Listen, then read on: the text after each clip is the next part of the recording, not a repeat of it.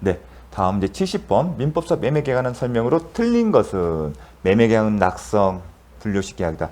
낙성계약. 낙성은 당사자의 의사 표시만으로 성립되는 계약입니다. 그럼 대응하는 개념은 요물계약이에요. 그런데 민법상 전형계약 중에서 요물계약은 딱 하나예요. 현상강고계약. 현상강고계약의 성격이 계약이지 아니에 대한 쟁점 논의가 있지만 대부분 계약으로 이해합니다. 만약 현상강고가 계약이라면 그 계약은 요물계약입니다. 반면에 나머지 민법상 전형적인 계약들, 매매계약, 임대차계약, 교환계약, 환매, 증여, 사무관리는 뭐다? 낙성계약이다. 분료식 계약이 뭐냐? 요식, 계약이 성립하는데 반드시 어떤 일정한 형식이 필요한 게 요식계약이에요. 보통 예를 들면 반드시 이런 계약을 작성할 때는 서면으로 작성해야 한다. 그런데 우리가 배우는 계약에는 요식계약은 없습니다. 우리가 민법상 전형계약, 매매, 임대차, 증여, 알고 있는 증여, 아니면 사용대차, 도급계약 다 분료식 계약입니다. 그래서 그렇게 해주십시오. 저는 이렇게 배우겠습니다. 나중에 배우겠지만 일단은 매대 환급, 매매, 임대차, 교환, 그 다음에 도급, 매대 환급입니다. 쌍무면 유상, 낙성 이렇게 외웁니다.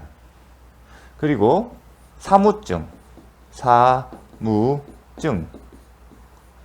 증여, 사용대차, 무상임치, 편무, 무상, 낙성계약 이렇게 외웁니다. 저희 수업시간 이렇게 배웠고요. 그 다음에 현상광고는 따로 해서 이걸 계약이라는 전제에서 유편물, 유상계약, 편무계약, 요물계약. 요물계약과 관련해서는 계약은 요물계약이다. 이렇게 봅니다. 자, 참고 삼아서 설명했습니다. 타인의 권리도 매매의 목적을 위해서 타인 권리의 매매계약은 유효하다. 그걸 떠오르시면 됩니다. 매도인의 담보채 규정은 성질이 허용되는 교환계약에도 준용된다. 자, 매매계약인 유상계약이다. 교환계약도 유상계약이다. 매대 환급. 쌍무계약이자 유상계약입니다. 참고로 쌍무계약이면 유상계약이에요. 근데 유상계약은 무조건 쌍무계약이다? 아니다. 유상계약이대로 쌍무계약도 있고 편무계약도 있습니다. 어떤 경우? 현상광고계약은 유상계약이지만 편무계약이기 때문에. 근데 쌍무계약이면 무조건 유상계약이다. 그거는 아시고요. 이게 어떻게 되면 법에 매매 써 있어요. 쭉 매매란 무엇이 써요. 그리고 뭐라 써 있냐면 성질이 허용되는 한 매매에 관한 규정은 유상계약에도 준용된다 이렇게 써요. 성질이 허용되는 한 매매에 관한 규정은 유상계약. 그럼 유상계약이 뭔지를 보면 되죠. 매대 환급. 매매 빼놓게 되면 임대차, 교환, 도급계약. 이런 경우에도 준용된다. 근데 담보책임 규정은 매매에 있잖아요. 매매에 관한 규정은 유상계약에도 준용된다. 그렇게 이해해서 쓰시면 됩니다. 4번. 매매계약하는 비용은 특약이 없는 한 전부 다 아니라 균분해서 반반씩 부담한다. 특약이 없는 당사자 약정이 별도로 정하지 않는 한. 5번. 경매 목적물에 하자가 있는 경우는 하자로 인한 답보지면 580조. 적용되지 않는다. 설명했습니다. 71번. 자, 갑은 2023년 9월 30일 을에게 자신 소유의 부동산을 3억에 매도하되 이 사람이 매수인이군요. 그 날짜가 있으면 항상 표시를 하십시오. 매수인. 이런 표현들은 잘 그냥 기계를 쓰십시오. 3억 원에 매도돼 계약금, 항상 계약금이면 동그라미 치십시오. 2천만 원은 계약 당일, 중도금 2억 원은 언제, 잔금은 11월 30일에 지급받기로 하는 매매 계약을 체결하고 을로부터 계약 당일 계약금 전액을 지급받았다. 왜 이 표현을 쓰냐? 계약은 요물계약이기 때문에 계약금을 현실로 지급하지 않으면 계약금이 성립 자체가 안 돼요. 계약은 요물계약이기 때문에 매수인이 매도인에게 약속한 계약금을 실제로 줘야만이 계약이 성립하는 겁니다. 성립해야만이 효력이 발생하죠. 만약에 계약은 체결했는데 돈을 안 줬어요. 그러면 계약이 성립이 안 돼요. 성립이 안 되기 때문에 효력도 발생할 여지가 없고, 따라서 계약금을 주지 않은 상황에서는 계약을 주지 않은 근거를 포기나 아니면 수령한 것에 배액을 상환해서 임의로 계약을 해지할 수 없는 겁니다. 왜냐면 아직 돈을 안 줬기 때문에 계약금이 성립이 안 됐고 효력이 발생하지 않았잖아요. 그 효력이 발생하느니 그걸 그 근거로 해서 일방이 임의로 계약을 해지할 수 있는 건데, 자, 그런 의미가 있습니다. 의무계약. 다음 설명 중 옳은 것을 모두 구세요. 을이 매수인이 2023년 10월 25일 중도금을 지급했어요. 그런데 쟁점 뭐죠? 중도금을 언제 주겠어요? 10월 30일 날 주게 됐어요. 날짜를 정해놨어요. 그런데 미리 준 거예요. 이행기가 도래하기 전에 이행을 한 거예요. 그러한 경우 을은 매수인은 계약금을 포기하도록 계약을 해지할 수 없다. 자, 이 내용을 보게 되려면 해제권 행사 해약금 추정되는 계약금은 해약금은 추정됩니다. 그 규정에 대해서 살펴보겠습니다. 해약금으로 추정되면 당사자 의사의 별도 약정서면 해약금 추정됐어요. 그러한 경우는 어떻다? 565조 1항에 따르면 당사자 일방이 이행에 착수할 때까지 교부자는 이를 포기하고 수령자는 배액을 상환하여 계약을 해지할 수 있습니다. 그러면 이 당사자란 일방이 누군지가 쟁점입니다. 왜 쟁점이 되냐면 지금 자신이 중도금에는 이행 착수라는 것은 지금 중도금을 준 사람은 누구예요? 을이에요. 중도금을 지급한 을이 매수인이 계약금 계약을 기초로 해서 포기할 수 있는 해석은 이 당사자 일방의 의미인데, 이 당사자는 이행에 착수한 자의 상대방, 이 경우에는 갑뿐만 아니라, 이행은 지금 을이 있잖아요. 상대방이면 가족이죠. 갑뿐만 아니라 이행에 착수한 자신도 565조에 근거해요. 임의로 계약을 자수다. 즉 당사자 일방은 이행에 착수가 있으면 그 당사자 일방이 이행에 착수한 상대방뿐만 아니라 이행에 착수한 자신도 할 수가 없습니다. 이행에 착수한 사실이 있는 거지 누가 했는지가 중요하지 않아요. 그 얘기인 겁니다. 이행에 착수한 사실이 있으면 당사자 모두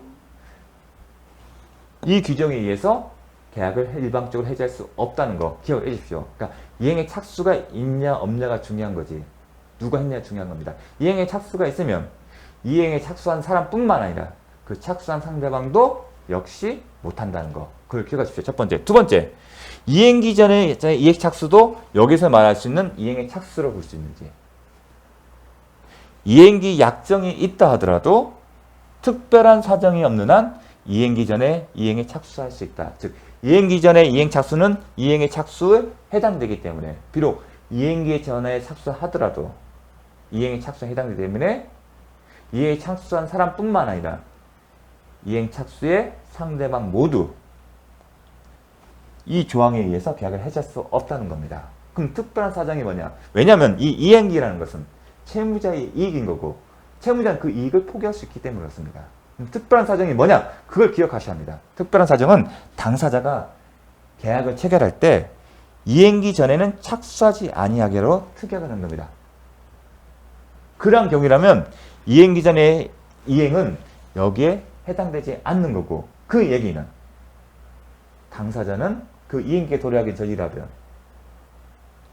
여전히 이 조항에 의해서 계약을 해지할 수 있다는 겁니다. 그 내용이 있습니다. 하나 더 보겠습니다. 또 하나가 있습니다. 특별한 사정에서 기억할 게 뭐냐면 매도인이 매수인에게 이미 계약을 해지하겠다는 의사표시를 하고 일정한 기한까지 해약금의 수령을 최고했다면, 이미 상대방이 아직 이행기도 도래하지 않았고 또 이행기 도래하게 하기 전에 착수한 것도 없어요. 그래서 했어요. 야, 나 계약 해지 의사를 표시했고 해약금 규정에 의해서, 그리고 언제까지 이 돈을 찾아가 하고 체고를 했어요. 원래 매도인이겠죠. 지금은 매도인은 배액을 상환해야 돼요. 현실로 이행 제공해야 돼요. 그래야만이 계약 해제 효력이 발생하는데 지금 그런 단계는 아니고 그냥 돈 받아가라고 얘기를 한 거예요. 지금 아직 이행 제공이 된 건 아니에요. 그러한 사실을 받자 매수인이 이런 통지가 오니까 매매 계약을 해제하는 걸 막기 위해서 이행기 전에 착수를 한 거예요. 그 경우에도 여기에 해당 565조에 이행 착수에 해당돼야 못하는 거냐? 아니다. 이 경우에는 이미 매도인이 이런 의사를 표시했고 그러한 이행기 도래 전 이행 기한은 매도인을 위해서도 이익이 있기 때문에, 즉 이행기는 채무자인 매수인에게도 이익이 되지만 이런 의사표시했을 때는 특별한 사정에 해당돼서 매도인에도 기한에 이기 때문에 이행기 도래 전에 이행착수는 이행착수에 해당되지 않는 것으로 봅니다. 그 얘기를 쓴 겁니다. 매도인이 매수인에게 계약을 해지하겠다는 의사표시를 하고 일정한 기한까지 해약금의 수령을 최고했다면 중도금도 지급 기일은 매도인을 위해서도 기한의 이익은 원칙적으로는 채무자인 매수인에게 있지만 이러한 특별 사정이 있는 경우에는 매도인에 의해서도 기한이 이익이 있기 때문에 매도인의 의사에 반해서 이행기 전에 할 수 없다. 만약에 매도인의 의사에 반해서 매수인이 이행기 도래하기 전에 했다 하더라도 이행 착수에 해당되지 않기 때문에 여전히 매도인은 계약을 상환하고 계약을 해지할 수 있다. 이런 내용이 있습니다. 요걸 묻는 거였습니다.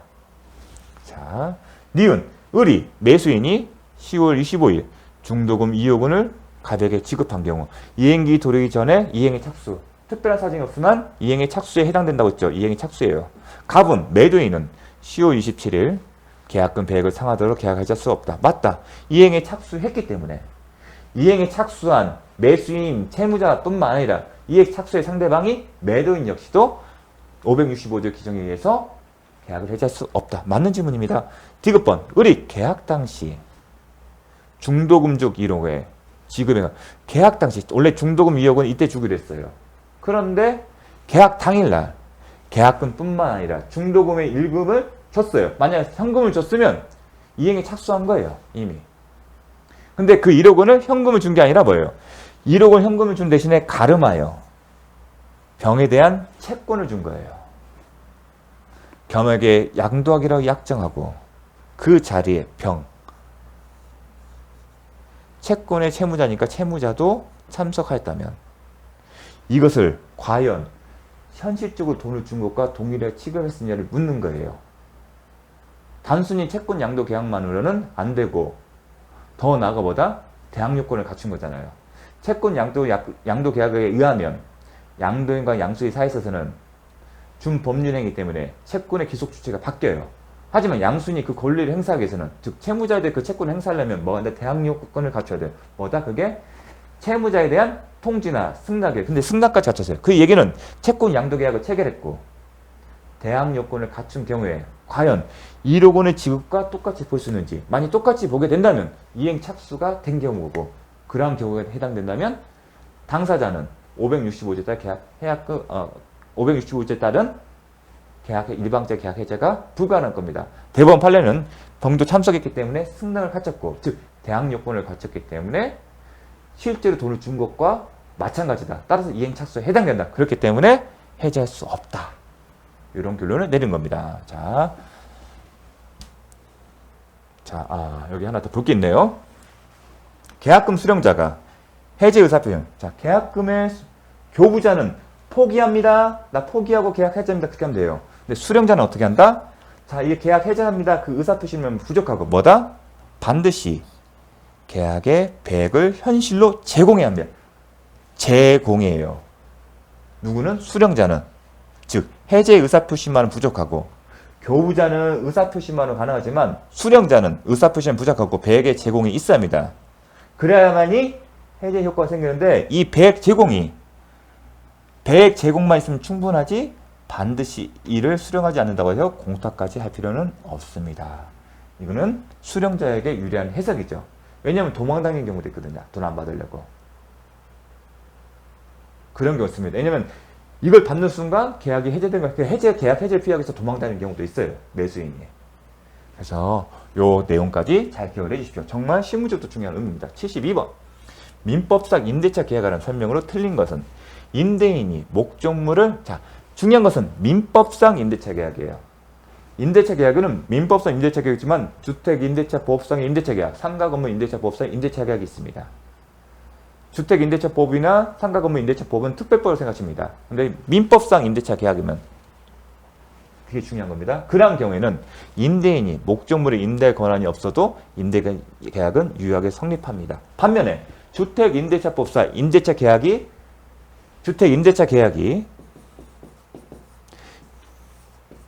특별법인 주택임대차보호법이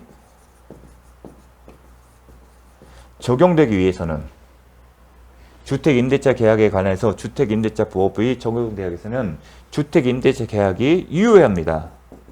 그리고 임대인에게 소유자거나 아니면 소유자가 아니더라도 적법하게 임대차 계약을 체결할 처분 권한이 있어야 합니다. 만약 이러한 처분 권한이 없으면 주택임대차보호법이 적용 안 됩니다. 그 얘기는 주택임대차보호법의 중요한 조항인 대항력을 주장을 못한다는 겁니다. 왜냐하면 처분 권한이 필요하냐면 주택임대차법상의 대항 요건을 갖추거나 아니면 우선 확정일자를 갖추게 되면 우선 변제적 효력이나 대항력이나 우선 변제적 효력인데 사실상 그거는 물권과 똑같은 효력이에요. 근데 물권의 처분 행위는 처분 권한이 있어야만이 효력이 있습니다. 따라서 이 경우에도 대항력을 요건을 부여하거나 아니면 우선 변제 효력을 부여하기 때문에 임대인에게 최소한 소유자가 아니라면 소유자거나 아니면 소유자가 아니라면 적법한 처분 권한이 있습니다. 즉 소유자로부터 처분할 수 있는 권한을 부여받아야 합니다. 하지만 그 권한에 대한 해석은 폭넓다. 예컨대 우리가 신규 아파트 들어갈 때 관리사무소에서 분양사무소에서 뭘 주죠? 집에 들어갈 수 있는 열쇠 같은 거 그것도 처분 권한을 주는 겁니다. 그렇게 엄격하게 해석하지 않습니다. 하지만 민법상 임대차 계약은 그렇지 않다. 이런 차이점이 있기 때문에 나온 겁니다. 임차기간을 영구로 정한 임대차 약정은 허용된다.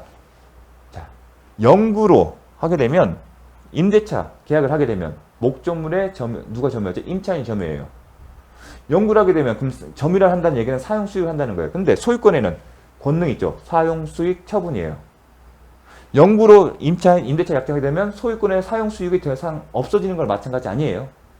그런 관점에서 물권 법정주의에 반하는 것이 아닌가 싶었는데 대법원 판례는 허용된다고 했습니다. 왜냐하면 이러한 영구로 정한 약정은 사용수익 권능의 발달은 누구와 관계에서만 임차인의 관계에서만 사용수익 권능이 제한되지 나머지 사람들에서는 여전히 사용수익 권능을 주장할 수 있는 여지가 있기 때문이었습니다. 그래서 이 지문이 출제가 된 겁니다. 동그라미 3번 임차인은 특별한 사정이 없는 자신이 지출한 임차물의 보존 그건 보존이면 필요비예요. 차임의 지급을 거절할 수 있다. 자, 임대차 계약을 체결하면 임대인이 있고 임차인이 있어요. 쌍무 계약이고 서로 간에 극부 의무가 있습니다. 임대인은 임차인에게 목적물을 사용 수익하게 할 의무가 있고 사용 수익하게 할 의무가 있고 임차인은요. 그 대가로 대가자 관계에 있는 극부가 있는 거죠. 그 대가로 뭐죠? 대가로 뭐라죠? 차임을 지급해요. 사용 수익 그래서 임대인에게는 목적물에 대한 수선 의무가 있어요.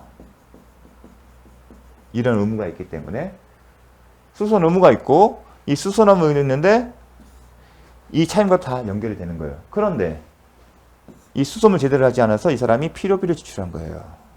그런 경우에는 대가적 관계가 있기 때문에 수선 의무를 제대로 이행하기 때문에 이 필요비에 대해서 차임과 대가 관계가 있기 때문에 그만큼을 거절할 수 있다는 얘기입니다. 자, 이런 패턴으로 가서 이해를 하시면 됩니다. 동그라미 3번 임대차가 묵시에 갱신이 된 경우 묵시적으로 갱신이 된 경우 전 임대차에 대해 3자가 제공한 담보는 소멸하는 게 원칙입니다. 이거는 그냥 암기하십시오. 왜냐하면 묵시적 갱신이 된 경우 하더라도 누굴 보호하기 위해서 제3자를 보호하기 위해서 소멸시키는 게 원칙입니다.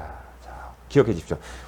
동그라미 5번 임대차 종료로 인한 임차인의 원상 회복 의무에는 임대인이 임대 당시의 부동산 용도에 맞게 다시 사용할 수 있도록 협력할 의무까지 포함된다. 이게 무슨 말이냐면 임대차 목적이 영업시설이 있어요. 영업시설이면 임차인이 영업을 한다는 얘기입니다. 그럼 뭐하죠? 사업적 등록을 신고를 합니다. 관할 세무서에. 무슨 그러니까 폐업 신고를 하는 얘기입니다. 폐업 신고할 의무가 이런 표현에서 원상 회복 의무에는 임대인이 임대 당시에 부동산 역에 맞게 사용할 수 있도록 협력할 의무까지 있다. 이러한 의무에는 폐업 신고 의무가 포함됐다. 그렇게 기억을 해주십시오. 73번 갑은 건물 소유 목적으로 을 소유 토지를 건물 소유 목적 토지 임대차. 그러면 건물 소유 목적의 토지 임대차 계약을 쓰십시오. 건물 소유 목적의 토지 임대차. 그 지상에 Y 건물을 신축하여 소유하고 있다. 자, 토지 소유자가 토지가 있는데 누구 소유다? 을이에요. 거기에 누가 갑이 임대차 계약에서 임차권을 설정했고요. 그 다음에 갑이 건물을 신축했어요. 신축하게 되면 187조에 따라 별도의 등기 없더라도 이 건물의 소유자는 누구다? 갑이다. 소유자, 소유권 이렇게 있어요. 이렇게 그려주십니다. 임대차 계약이 종료 후 갑이, 임차인 갑이 토지 소유자인 을에게 Y 건물에 관하여 지상물 매수 조건을 행사하는 경우에 관한 틀린 것은, 자, 토지, 건물 등 소유 목적의 토지 임대차 계약의 경우에는 지상권에서 인정된 규정 뭐가 있죠? 갱신 청구권과 지상물 매수 청구권 규정이 적용됩니다. 그걸 묻는 겁니다. 특별한 사정이 없는 한 Y 건물이 미등기, 이 건물이 미등기 무허가 건물에도 매수 청구 대상이 될 수 있다. 자, 지상물 매수 청구권의 대상에 있는 부동산은 미등기 무허가 건물도 포함된다. 그걸 묻는 겁니다. 임대차 기간이 만료되면 갑이 건물을 철거하기로 한 약정은 Y 건물을, 자, 이거는 완성된 건물이에요. 별개의 부동산이에요. 우리가 철거한다 얘기를 하게 되면 유익비 상환 청구권, 비용 상환권 포기한다 그렇게 생각하시는데, 그것은 뭐냐면 건물의 구성 부분이에요. 유익비 상환은 뭐다?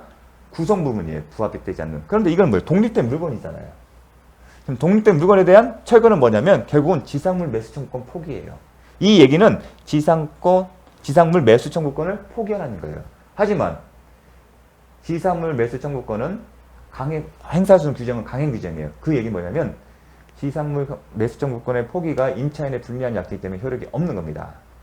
이거는 임차인의 지상물 매수 청구를 포기하는 약정이고, 이는 강행 규정에 이해가 안 돼요. 이 포기 약정은 임차인에 불리하기 때문에. 그래서 효력이 있다 없다? 없다. 그래서 무효이다. 맞는 질문입니다. 3번 Y 건물이 X 토지와 제3자 토지 위에 걸쳐서 건립됐다면 이 건물이 다른 사람의 토지에도 걸쳐 있는 거예요. 이렇게. 여기를 병이라고 할게요. 그러한 경우에 Y 건물 전체에 매수 청구할 수 있다? 못한다. 그럼 어떻게 하냐? 임차지상에 서 있는 건물 부분 중 구분 소유의 객차가 될 수 있는 부분에 한해서만 지상물 매수 청구권을 할 수 있고, 만약에 걸쳐 있고 그리고 임차지상에 있는 건물이 구분 소유의 객차가 될 수가 없다 한다면 매수 청구를 행사할 수 없다는 얘기입니다. 상당히 중요한 얘기입니다. 그리고 요한 임차인의 지상물 매수 청구는 토지 전세권자 준용이 된다는 거, 그것도 기억을 하십시오. 유추종용. 저번에 한번 말씀드렸습니다. 갑의 차임 연체를 이유로 임대차 계약이 해지된 경우 행사할 수 없다. 자, 지상물 매수 청구권은 어떻게 행사하죠? 토지 임대차 계약이 종료돼서 토지 임차인이 임대인에게 갱신 청구권을 행사를 하는 거예요. 그런데 거절해요. 임대인이. 그러한 경우에 지상물 매수 청구를 행사하는 겁니다. 그런데 계약 갱신 청구권의 행사라는 것은 임대차 계약이 기간 만료로 종료되는 것을 전제로 하는 거지. 기타 계약 차임 연체로 한 계약 해지의 경우는 포함되지 않습니다. 갱신이라는 것은 계약 기간이 만료로 종료된 걸 전제로. 따라서 계약 기간 만료로 종료되는 경우가 아니기 때문에 행사할 수 없는 겁니다.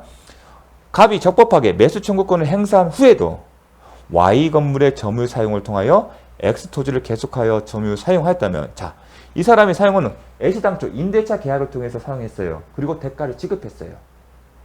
임대차 계약이 종료가 됐다면, 좀 명도를 하거나 하지 않으면 더 이상 계속 사용하는 거죠. 종료됐다 하더라도 종료 전과 마찬가지더라도 계속 사용 수를 하고 있다면 그 대가를 지급해야 합니다. 근데 계약이 종료됐기 때문에 부당이득 반환하는 겁니다. 반환합니다. 계약이 종료되지 않았으면 임대차 계약에 따라 차임 명목으로 지급하는 거고, 계약이 끝났기 때문에 부당이득 명목으로 반환합니다.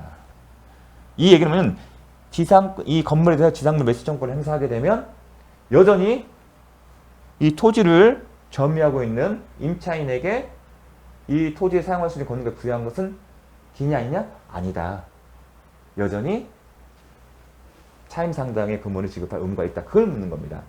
핵심은 지상물 매수 청구를 행사했기 때문에 종전과 같이 차임을 지급할 의무는 없다. 그걸 주장한 겁니다. 하지만 그거와 이 차임 상당의 금원을 지급하는 것은 별개의 문제다. 왜냐하면 임대차 계약 종료 전에도 똑같잖아요. 사용하는 것은.